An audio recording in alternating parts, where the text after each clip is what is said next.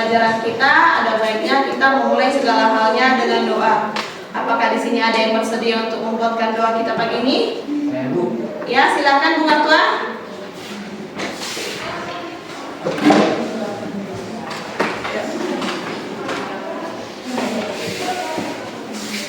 Mari kita satukan hati kita, mari kita bersatu dengan doa.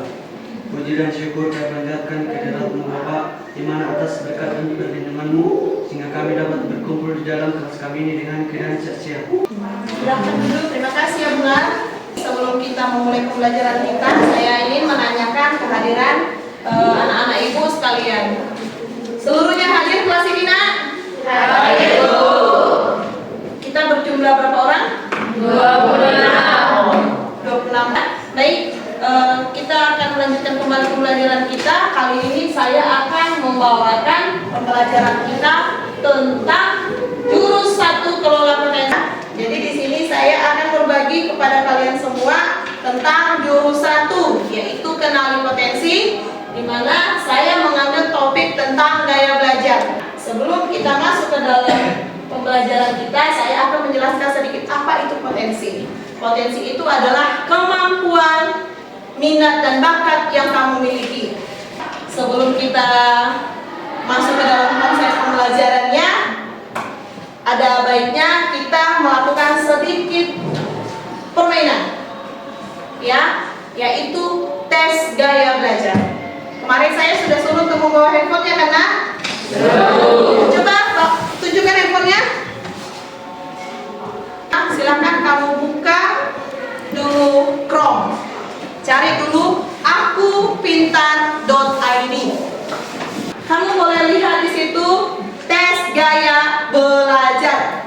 Silakan seluruhnya anak-anak ibu, kamu kerjakan dulu tes gaya belajar sesuai dengan gaya belajar kamu. Yuk, silakan.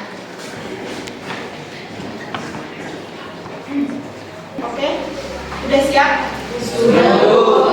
Coba kamu bacakan dulu Nang, Pak Andini, berapa persen masing-masing gaya belajarnya. Ayo silakan berdiri.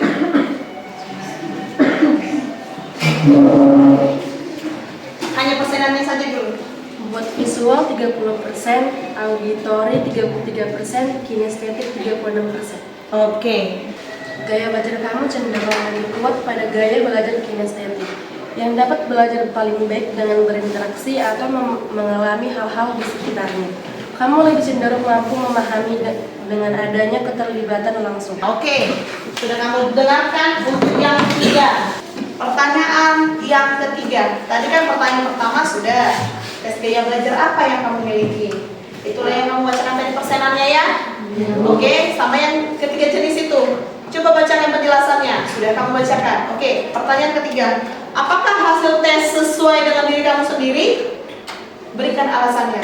Apakah sesuai dengan dirimu? Sesuai.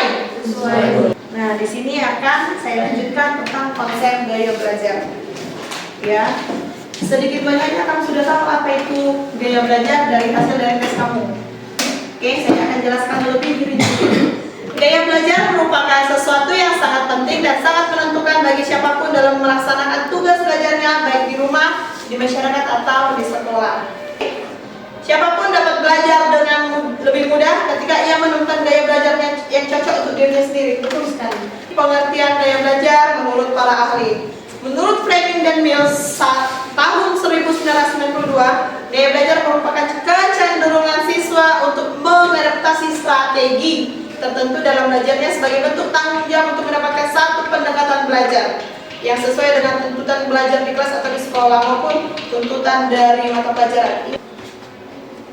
Macam-macam gaya belajar ini saya katakan tadi. Coba lihat animasinya. Visual itu melihat, auditori itu mendengarkan, kinestetik itu gerakan. Faktor-faktor yang mempengaruhi gaya belajar ada dua, satu internal dan satu lagi eksternal. Internal apa? Dari dalam, eksternal dari luar diri. Nah, kita berada di diskusi terakhir. Oke, coba Coba kamu perhatikan. Peserta didik membentuk 3 kelompok yang mana masing-masing kelompok membahas salah satu macam gaya belajar. Jadi di sini saya tadi udah suruh kamu bentuk 3 kelompok nih, ya kan? Oke, saya bagi kelompok yang pertama. Ini kelompok visual, ini kelompok auditori, dan ini kelompok kinestetik. Ya, tugas Muna di sini coba perhatikan nomor 2. Menuliskan kembali tentang gaya belajar sesuai dengan pilihan kelompok yang sudah saya berikan beserta ciri-cirinya. Saya mau kamu menuliskan kembali beserta dengan ciri-cirinya. Saya nggak minta sepenuhnya kamu tuliskan ciri-cirinya keseluruhan. Saya mau bagaimana pemahamanmu tentang apa itu gaya belajar yang saya berikan sama kamu, dan juga ciri-cirinya sepengetahuanmu. Udah?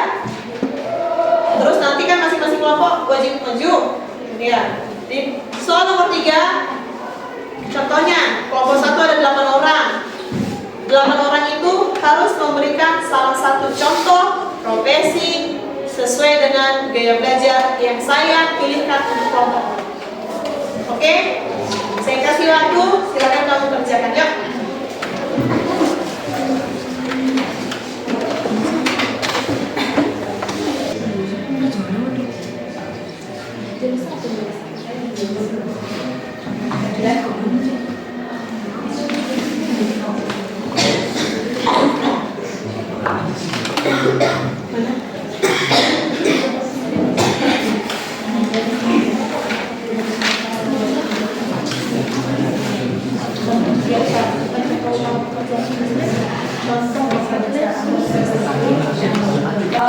Ini nanti contohnya ada 1 orang yang menuliskan.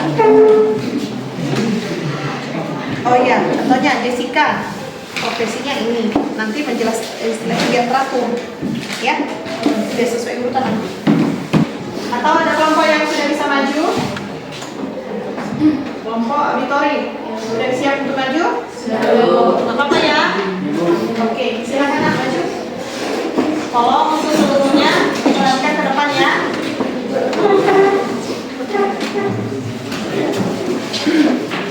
Di sini aja, di sini.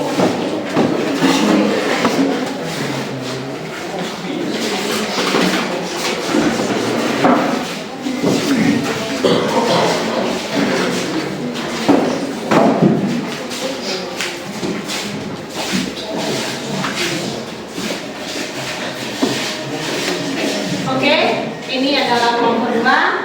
Untuk kelompok yang lainnya silakan kamu dengarkan. Silakan Jessica. Selamat pagi bagi kita semua. Pentingnya kami di sini ingin membahas dan menjelaskan mengenai profesi, yaitu dengan gaya belajar secara auditori. Di sini saya akan menjelaskan pengertian dan juga ciri-cirinya. Mohon disimak. Gaya belajar auditori adalah cara belajar yang mengutamakan pendengaran untuk memahami dan menerima informasi. Orang dengan gaya belajar ini lebih mudah menyerap pelajaran dengan melalui suara, percakapan, penjelasan guru, musik, atau diskusi. Mereka cenderung lebih cepat paham jika materi dijelaskan secara lisan, bukan hanya dibaca atau dilihat. Adapun ciri-ciri dari gaya belajar auditori yaitu lebih mudah mengingat informasi yang didengar dibandingkan yang dibaca, suka mendengarkan penjelasan guru, diskusi, atau rekaman pelajaran, senang berbicara atau menjelaskan sesuatu dengan suara keras agar lebih paham, sering mengulang materi dengan cara membacanya keras-keras, lebih fokus jika lingkungan terlalu bising, suka belajar sambil mendengarkan musik lembut, dan saat membaca kadang menggerakkan bibir atau berbicara pelan-pelan. Di sini teman-teman saya akan menjelaskan atau memberikan contoh mengenai profesi dengan gaya belajar auditori. Profesi yang cocok untuk gaya belajar auditori yaitu guru, di mana guru pandai menjelaskan materi dengan suara yang jelas dan menyenangkan, mudah menyampaikan ide dan pengetahuan melalui diskusi dan cerita, dan mampu mendengarkan siswa dengan baik sehingga tahu siapa yang kesulitan belajar. Kedua, psikolog. Profesi yang cocok untuk gaya belajar auditori yaitu psikolog, di mana mereka pandai mendengarkan yang merupakan kemampuan utama dalam konseling, mampu menyerap emosi dari suara, suka berbicara dan berdiskusi sehingga mudah berinteraksi dengan orang lain. 3, penjuru dan motivator. Sering berbicara di depan kelompok orang orang, menjelaskan dan menginspirasi melalui kata-kata. Auditori yang senang berbicara dan mendengarkan bisa menyampaikan pesan dengan penuh semangat dan kelembapan. Keempat, profesi ini yaitu penyanyi. Profesi ini berkaitan langsung dengan mendengar atau suara sehingga sangat sesuai dengan horizon. Mereka memiliki kekebalan tinggi terhadap nada, irama, melodi, serta mudah mengingat lagu atau suara. Kelima, terapis bicara merupakan profesional kesehatan yang membantu orang dengan gangguan komunikasi seperti mengenal bicara, bahasa, dan suara. Terapis bicara membutuhkan kemampuan mendengarkan dengan baik untuk menganalisis dan membantu pasien. Nah, penyiar radio, di mana profesinya mengandalkan suara dan kemampuan verbal untuk berkomunikasi, mudah memahami dan mengingat informasi lewat suara, suka berbicara dan mengekspresikan diri secara lisan. Reporter harus menguasai kemampuan audio karena mereka sering jadi harus merekam suara atau melakukan wawancara melalui audio. Gangguan audio yang baik memungkinkan mereka untuk menghasilkan konten yang berkualitas dan efektif dalam menyampaikan informasi kepada pendengar atau penonton. Selain itu, kemampuan audio juga penting dalam produksi radio, podcast, atau video yang menggunakan audio sebagai komponen utama. Yang kedelapan, musisi. Musisi merupakan seseorang yang menciptakan, memainkan, atau menginterpretasikan musik. Dalam musik modern, kemampuan audio sangat penting untuk menciptakan karya yang berkualitas tinggi dan profesional. Oleh karena itu, musisi harus menguasai kemampuan audio untuk meningkatkan kredibilitas mereka di industri musik. Sekian penjelasan dari kelompok kami. Terima kasih. Sudah mengerti ya Naya? Nah, sedikit banyaknya kamu sudah tahu jenis pekerjaannya, kamu sudah mampu menyebutkan contoh profesinya, berarti kamu sudah mampu mengerti apa itu gaya belajar. Oke? Demikianlah macam-macam gaya belajar. Mudah-mudahan kamu dapat menjadi bahan acuan untuk kamu menentukan cara belajar yang baik dan pas untuk kamu sehingga mampu menyerap pelajaran dengan baik. Nah, saya akan menyimpulkan, atau ada yang bisa menyimpulkan? Langsung saya simpulkan aja ya. Memilih profesi yang selaras dengan gaya belajar dapat meningkatkan kepuasan dan kesuksesan dalam karir. Siswa akan lebih termotivasi dan efektif dalam bekerja jika metode kerjanya sesuai dengan cara alami mereka menyerap dan memproses informasi. Ini membantu mereka mengeksplorasi minat dan bakat serta membuat keputusan karir yang lebih tepat. Tetapi gaya belajar ini bukan satu-satunya faktor yang menentukan pilihan karirmu. Ini adalah salah satu pendukung. Ya, di sini saya meminta kesan dan pesan. Ada yang bersedia untuk memberikan kesan dan pesan? Kesan itu apa yang kamu dapatkan dari pembelajaran materi kita hari ini, dan pesannya apa yang kamu inginkan ke depannya. Ada yang bersedia? Ada yang bersedia? Oke, Jessica silakan nak. Kesan apa yang kamu dapatkan? Coba dari nak.